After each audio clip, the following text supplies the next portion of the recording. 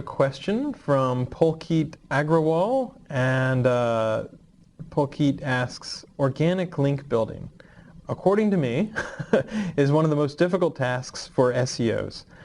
Can you please list 5 effective ways of organic link building other than building great content? Well, I think that's kind of a false dichotomy, because you do want to build great content, and building great content is often what brings you those links. So I'm not going to say, oh, I'm going to leave out all the ways of getting good links that involve having good content. I'm just going to talk about a few of the ways, and I don't know whether it's 5 or more or less, of thinking of getting good organic links. First and foremost, I'll start with the worst one, which is controversy. Controversy is, one of these hooks, one of these link bait ideas where no matter what you say, this person sucks, or you pick one company, or you pick one person that you hate and you really pick on them. There's a few people that have made a profession out of hating everybody, which might do well for them, but boy, it's not always fun to hang out with them. So you can do that a little bit, but think of it more like the leavening or the spice that you do every so often. It can be fun to uncork a good rant whenever you're really frustrated because somebody's had bad customer service or something like that. But you don't always want to be going for the controversy, or you're like the boy who cried wolf. You're just always saying, look at me, I'm being loud, you have to pay a lot of attention to me. And over time, people will end up paying less attention to you. There are a lot softer ways to do that, whether it involves humor or bringing something original to the table. So I wouldn't rely on controversy all the time.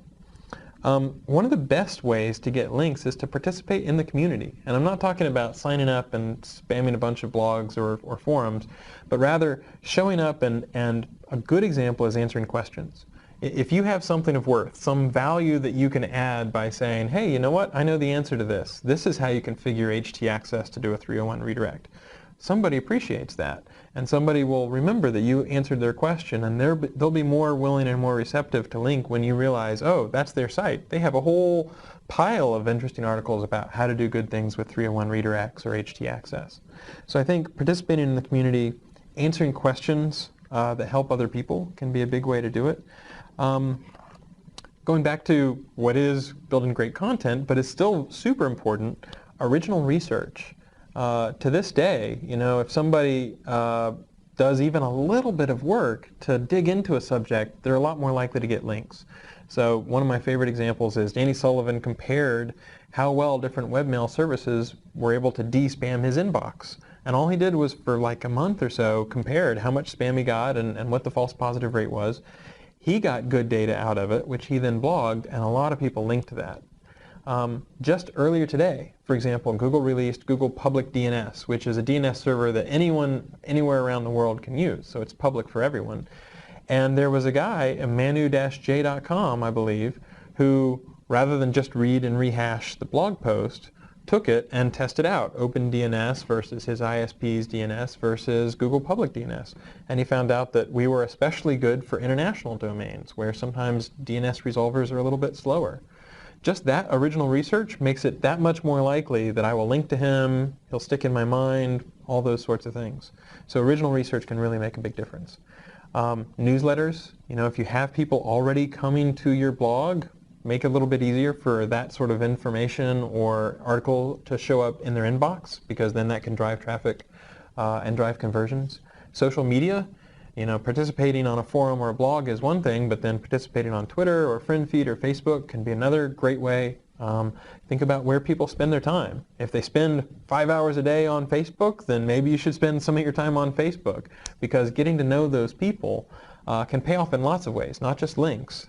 Maybe you get to present at a conference. I guarantee if you're doing a conference presentation, that's a great way to get links, because people will live blog it, they'll link to your website, all those sorts of things. Along with controversy, one of the weaker ones I consider is lists. So, for example, if you go to Google and say, 50 ways to build backlinks, you will find those articles, right? And those things tend to get dug and linked to and all that sort of stuff. So they tend to get a little tiresome after a while. It's almost like the candy in your diet. You want to have a little bit of spinach and substance as well. But writing a few every so often is not such a bad thing.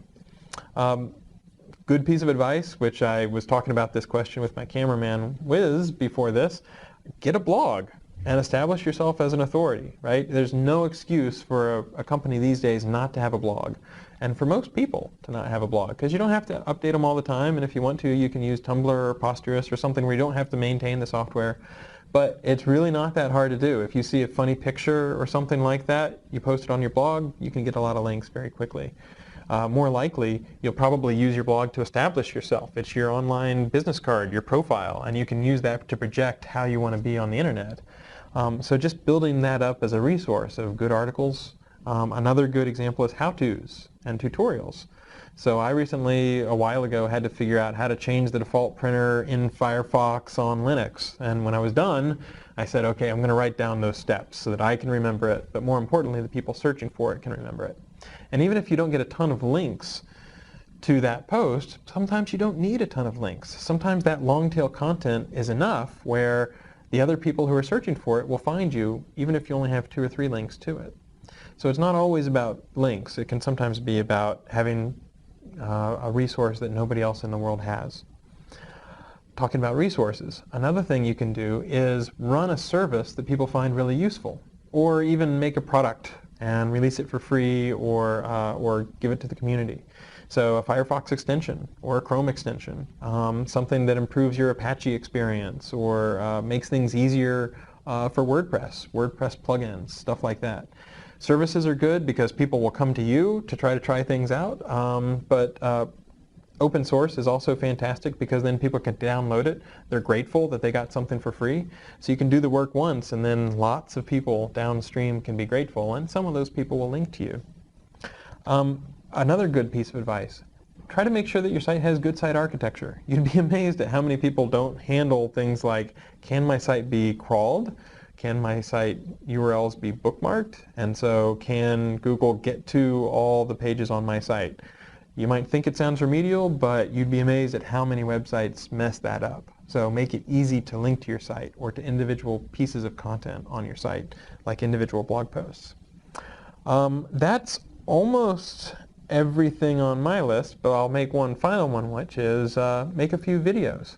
It turns out making videos can be a really easy way where you're just talking, but people can watch it at any point. They can get a lot of value out of it, and hopefully it's enjoyable. So you, again, do that work once, and then it's useful all the way down the line. So those are just a few tips, some different ways to try to build links. Not necessarily always content, but it can be really helpful, and it can be a good way to try to get some good links.